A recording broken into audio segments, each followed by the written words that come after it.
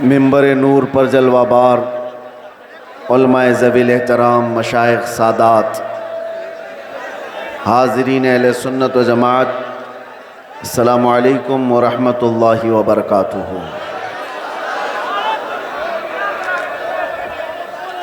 अल्हम्दुलिल्लाह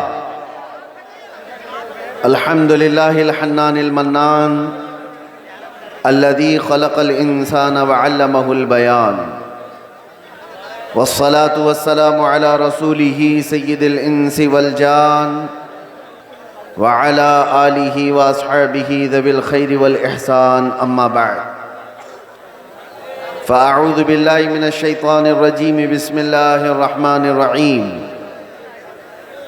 इन यंसुरकुमुल्लाहु फला गालिब लकुम व इन यख़ज़ुलकुम फमन ज़ल्लज़ी यंसुरुकुम मिन बअदिही व अलल्लाहि फल्यतवक्कलिल मुमिनून।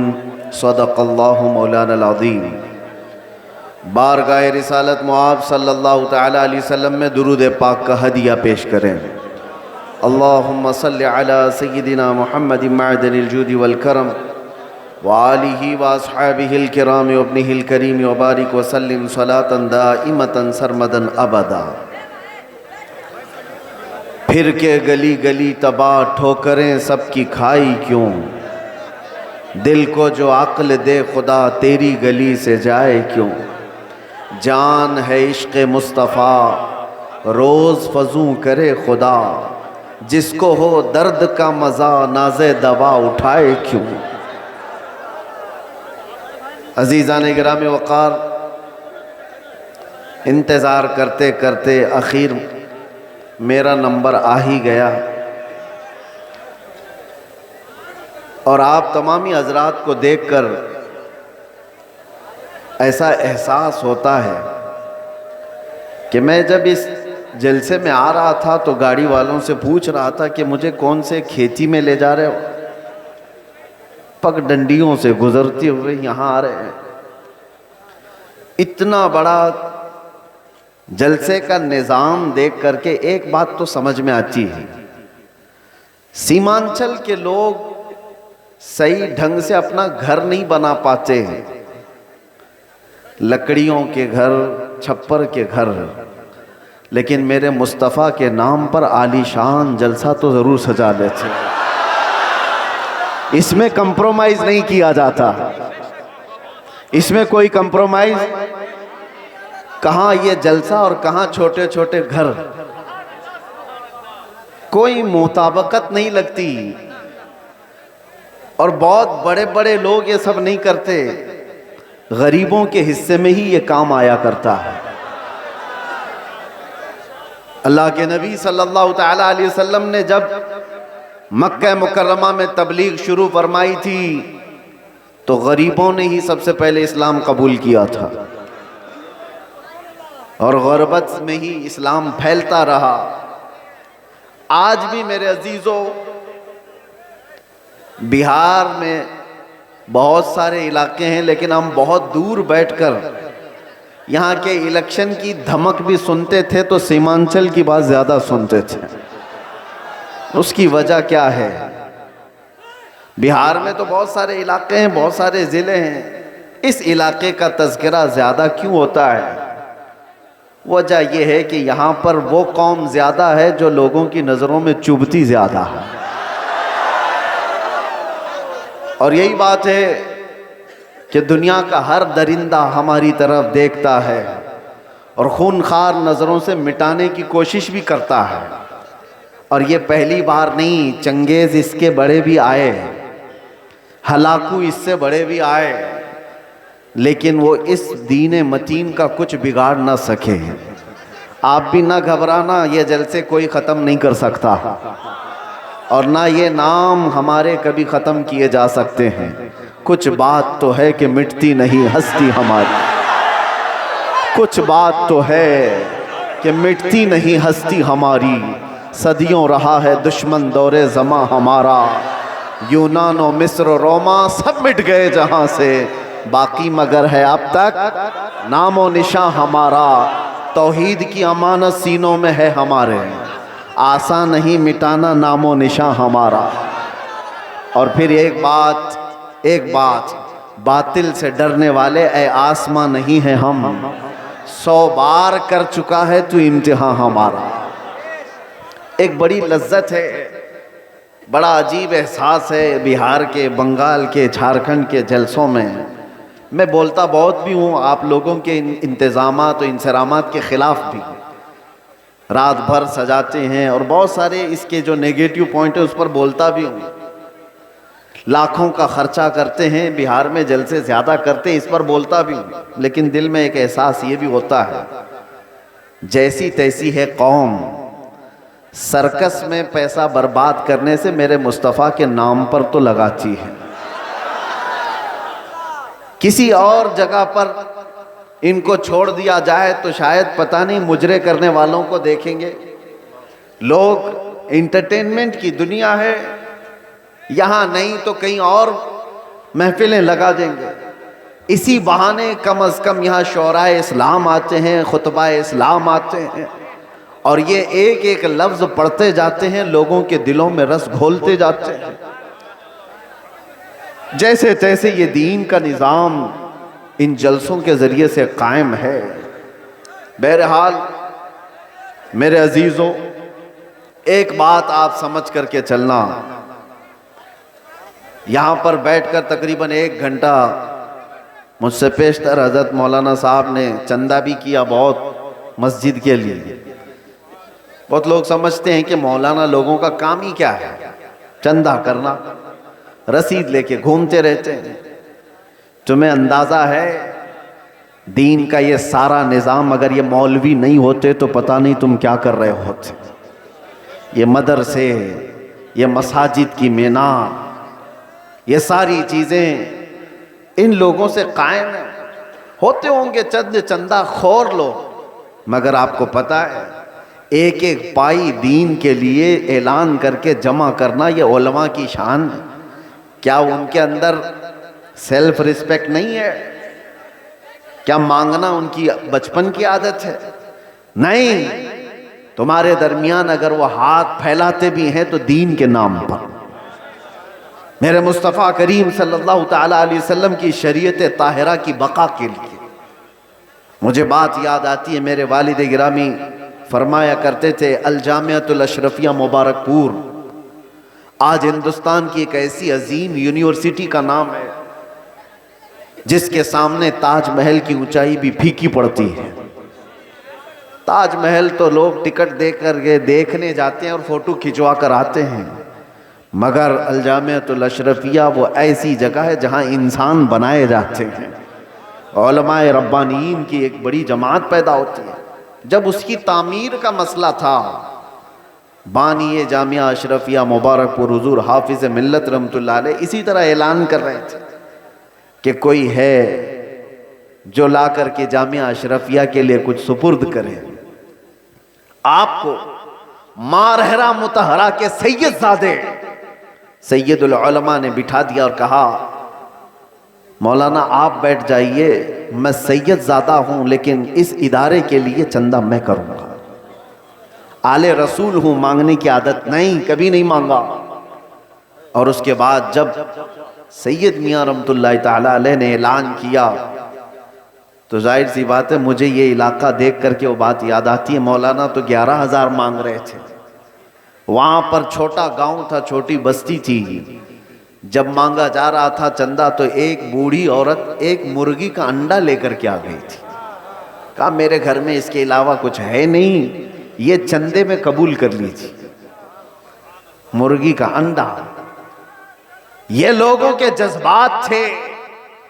और ऐसा नहीं है कि वो अंडा देख करके उसको भेज दिया गया कि इसका क्या किया जाएगा, उसको भी कबूल किया गया। और सैयद मियां रहमतुल्लाह अलैह ने फरमाया था, इस औरत ने ज़माने यूसुफ की याद दिलाती है। खरीदारों में उसका नाम आ जाए बस इसलिए हाजिर हो गई।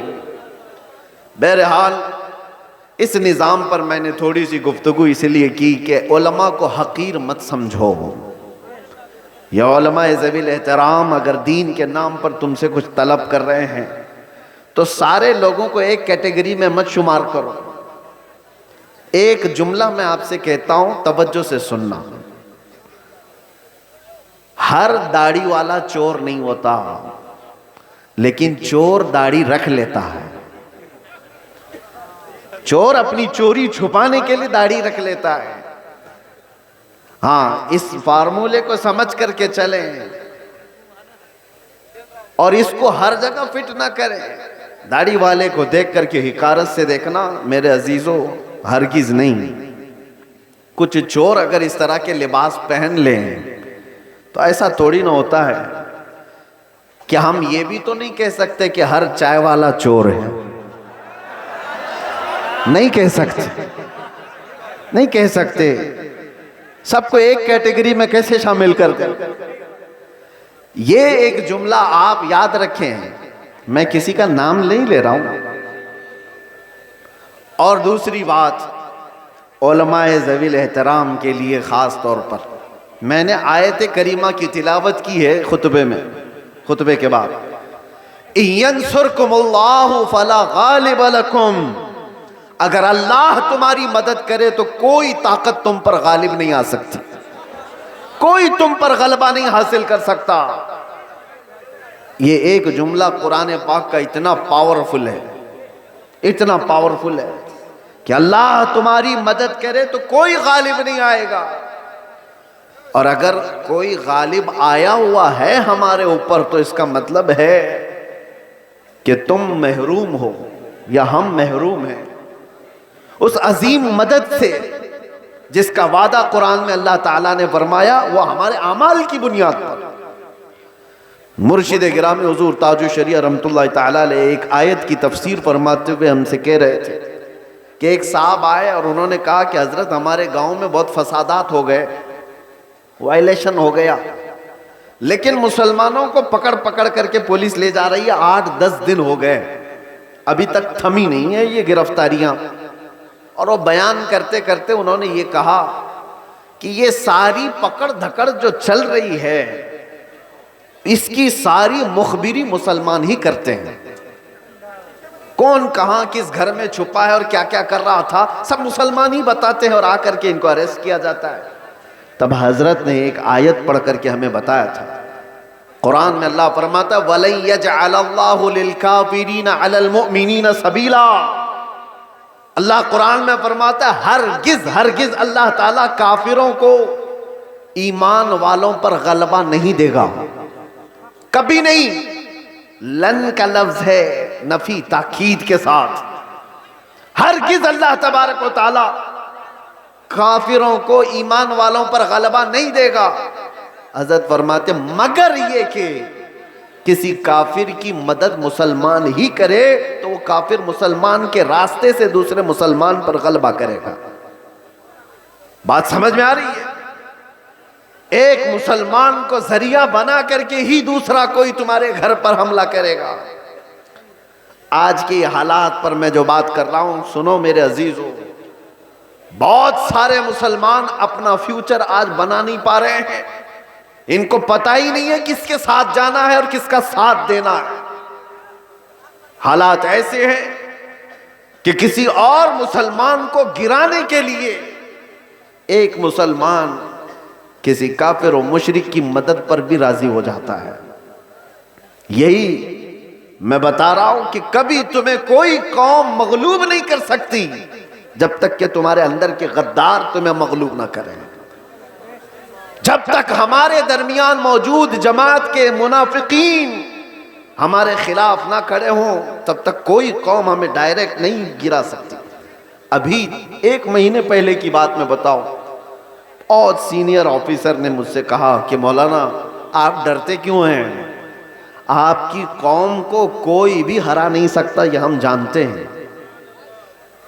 ये मैं सुनता था पहले, लेकिन डायरेक्ट सुना आपकी कौम को कोई कुछ नहीं कर सकता, आपकी कौम ही आपकी कौम को बर्बाद करती है, बाकी कोई नहीं कर सकता। आज भी दूसरों को इस बात का यकीन है कि हमें कोई भी गलबा हासिल करके गिरा नहीं पाता जब तक कि हमारा अंदर का मुनाफिक उसका साथ नहीं देता। ये गद्दारों की जमात, ये मुनाफिकीन की जमात, मैं जानता हूं सैफी साहब यहां मौजूद है, मैं आपसे कह रहा हूं कि उस वक्त कैफियत क्या होती होगी। ये स्टेज पे मौजूद सारे उलमा, हमारी बिरादरी, उलमा बिरादरी, हम गिरफ्तार होकर के 200 लोगों के दरमियान हैं। पहरेदारी में कोई कसर नहीं छोड़ी जा रही है, कोई कसर नहीं छोड़ी जा रही है। सारे इर्द गिर्द हमारे अतराफ कुर्सियां लगाकर बैठे और सवालात पे सवालात, सवालात पे सवालात। और उस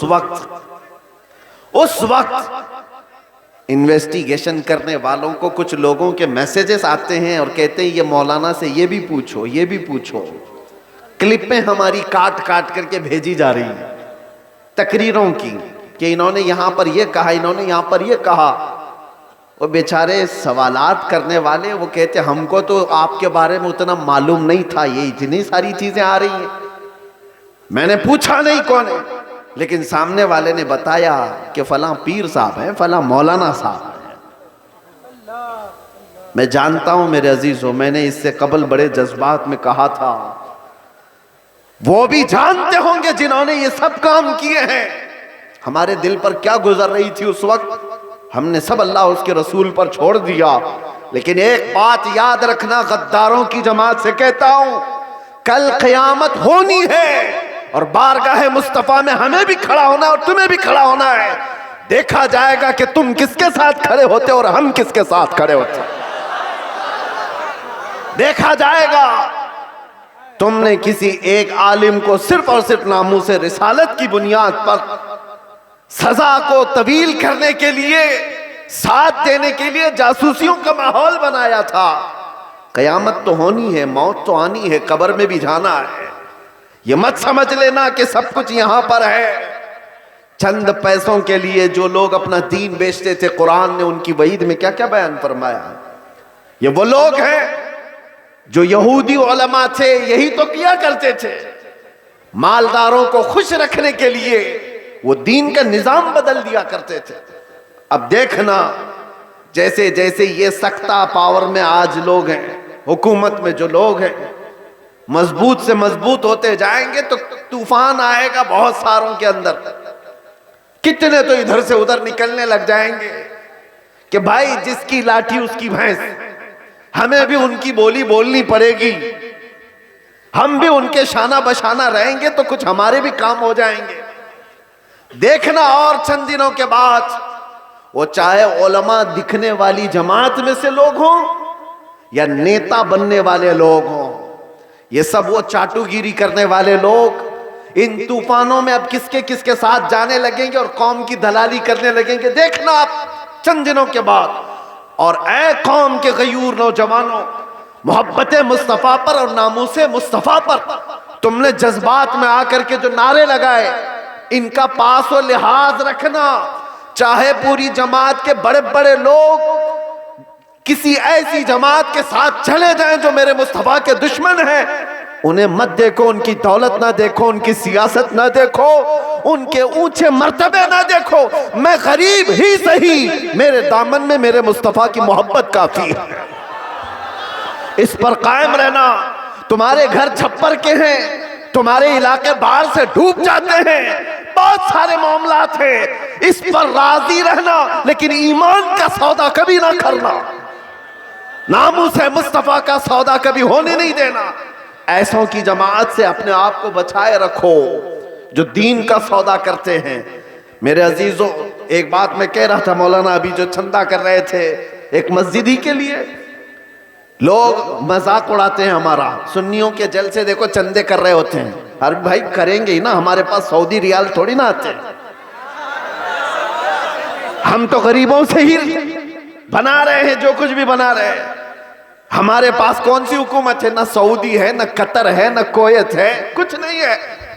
हो सकता है तुम्हारे पास डॉलर भी आते हो, रियाल भी आते हो, पाउंड भी आते हो, तुम्हारे आकाओं से सब आता होगा। ये गरीबों की बस्ती में जो आता है इनकी मेहनत मजदूरी की कमाई से ही आता है। और इसीलिए रियालों पर पलने वालों से डर कौम को दुनिया को नहीं है, इन गरीबों की बस्तियों से लोगों को डर है कि इनकलाब पैसे के लालचियों से नहीं आता, ये ईमान पर जिंदा रहने वाली गरीब कौम से इनकलाब आता है। गुरबा से दुनिया डरती है। आपको पता है कैसर और किसरा की ताकत का अंदाजा लगा सकते हो? कैसर कहते थे रोम के बादशाह को, किसरा कहते थे ईरान के बादशाह को। ये उस जमाने की बात कर रहा हूं जब तकरीबन पूरी दुनिया में दो बड़े सुपर पावर हुकूमतें थीं। Super power, Persian empire, Roman empire. Roman empire कैसर, पर्शियन एम्पायर किसरा। ये मेरे मुस्तफा करीम सल्लल्लाहु ताला अलैहि वसल्लम के जमाने की बात कर रहा हूं। और जब हुजूर पाक के जमाने से थोड़ा सा जमाना आ गया, सिद्दीक अकबर का, फारूक आजम का, मदीने से ये सहाबा की जमातें निकली थी और ये बात कर रहे थे कैसर और किसरा से मुकाबले की। सोचो सीमांचल के गरीब लोग, बस्तियों में रहने वाले जिनके यहाँ पक्की सड़क भी ना हो, और वो गांव के रहने वाले अगर ये कहे हम अमेरिका से लड़ने वाले हैं, रशिया से लड़ने वाले हैं, तो दुनिया मजाक ही तो करेगी। दुनिया क्या कहेगी? अरे तुम्हारे छप्पर के घर हैं और तुम बात कर रहे हो सुपर पावर से लड़ने की। बिला तशबी बिला तमसील सहाबा कराम जिस वक्त ये बात कर रहे थे कि कैसर और किसरा को भी हम फतह कर लेंगे, रोम और ईरान को भी फतह कर लेंगे, मक्का वाले ठट्टा मार करके हंसते थे। जिनके पाँव में चप्पल नहीं, जिनके कपड़ों पे पैबंद लगे रहते हैं, जो 10 लोग एक खजूर पर पूरा दिन गुजारते हैं, ये वो मोहम्मद अरबी के गुलाम है। रोम और ईरान फतह करने की बात कर रहे हैं। मजाक उड़ाया जाता था, लेकिन तारीख की सच्चाइयां बताती हैं वो मजाक करने वाले देखते रह गए, देखते रह गए। सहाबा की जमात, वो फाका कशी पर रहने वाले, एक पैबंद लगा जुब्बा पहनने वाले, बगैर चप्पल के कई कई लंबे मील तक सफर करने वाले सहाबा जब निकले थे तो कैसर और किसरा को घुटने टेकने पर मजबूर कर दिया था। उमर फारूक रदी अल्लाह ताला अन्हु के जमाने में वो वक्त आया था कि जब किसरा की हुकूमत भी तहबाला हो गई, कैसर की तमाम सल्तनत की रानाइयां खत्म हो गई और फिर परचम इस्लाम लहराया था। तो आज तक ईरान पर जो इस्लामी हुकूमत का गलगला है आज तक मौजूद है। मैं आपसे कहता हूं कि दुनिया ने हमेशा ये देखा है मोहम्मद अरबी सल्लल्लाहु ताला अलैहि वसल्लम के गुलामों में इनको कमजोर देखा गया है, इनको गरीब देखा गया है, फटे पुराने कपड़ों में देखा गया है, उलझे बालों में देखा गया है। लेकिन जब इस कौम को जलाल आता है तो बड़ी बड़ी हुकूमतों के तख्ते पलट जाते हैं। इसी को इकबाल ने कहा था, इसी को इकबाल ने कहा था, निकल करके सहरा से जिसने उलट दिया था तख्ते रोमा को, सुना है कुदसियों से मैंने कि वो शेर फिर होशियार होगा। सुना है कुदसियों से मैंने कि वो शेर फिर होशियार होगा। ऐ सुन्नियों घबराने की जरूरत नहीं, मायूस होने की जरूरत नहीं, अपने आमाल बदलने की जरूरत है, अपने अखलाक बदलने की जरूरत है, ईमान की मजबूती लाने की जरूरत है। हमारे पास बचा क्या है? अभी जो चीज बची है वो मोहब्बत मुस्तफा, नबी करीम सल्लल्लाहु ताला अलैहि वसल्लम पर मर मिटने वाली जो कैफियत है, ये दुनिया की सबसे अजीम दौलत अल्लाह ने तुम्हें अता की, इसको बचाए रखो। ये भी अगर खत्म हो गई तो चलती फिरती लाशें हैं और कुछ भी नहीं बचा। हाँ, आपका एक सवाल है, आपका एक सवाल है। जैसे हमसे भी कहते चलो, बहुत बोलते थे, गिरफ्तार होकर के गए, जेलों के पीछे पड़े रहे, कोई पुरसाने हाल नहीं, धक्के खाते रहे, कैसी कैसी जगहों पर बैठते रहे। क्या ये इज्जत की बात है? मेरे अजीजों, ये गिरफ्तारियां यह हमारे आबा व अजदाद की सुन्नत है। हाँ, जेल कैद ये सारी चीजें नई बात नहीं है। तारीख उठा करके देख लो तो बड़े बड़े बुजुर्गान दीन इस मंजिल से गुजरते चले गए और सब ये तो छोटी मंजिल है, इससे बड़ी मंजिल फांसी की आती है। वहां तक भी उलमाए रब्बानीन पहुंचे हैं और कभी उन्होंने ये नहीं कहा हमारे इस रास्ते पर चलने की वजह से हमें सजा मिल रही है, बल्कि फांसी के फंदे को चूम करके भी वो कहते थे हक तो ये है कि हक अदा ना हुआ। हक तो ये है कि हक अदा ना हुआ। हमारे असलाफ किराम में आपको पता है इमाम अहमद बिन हम्बल को 300 कोड़े मारे गए थे हक बात के लिए। और आपको पता है हजरत इमाम मूसा काजिम इमाम जाफर सादिक के बेटे हैं, अहले बैत के बड़े इमाम हैं। 7 साल तक एक खलीफा ने आपको ऐसी जेल में रखा कि आपने सूरज नहीं देखा था। 7 साल फिर जहर देकर के कैद खाने में ही मार दिया गया। इमाम मोहम्मद बिन हसन अस्करी 20 साल तक जेल की जिंदगी गुजार रहे। हजरत अहमद फारूकी सरहिंदी मुजद्दिद अल्फसानी 8 साल तक ग्वालियर की जेल में बंद रहे। अल्लामा किफायत अली काफी, इनायत अहमद काकोरवी, फजले हक खैराबादी, ये वो उलमाए रब्बानीन हैं जो अपने हक बयानी की बुनियाद पर जेल की सजाएं काटते रहे। लेकिन ये बात इसलिए मैं कह रहा हूं, जेल की सजाएं काटने के बाद न दीन पर कुछ फर्क आया न ईमान पर कुछ फर्क आया, इसलिए कि हमारा मानना यह है इस्लाम जिंदा होता है हर करबला के बाद। इस्लाम जिंदा होता है हर करबला के बाद। कुर्बानियां अगर देने का वक्त आए तो कुर्बानियां दोगे या नहीं दोगे? हुजूर पाक सल्लल्लाहु ताला अलैहि वसल्लम के नाम पर आजमाइशें आएंगी तो उन आजमाइशों के लिए तैयार रहोगे कि नहीं रहोगे?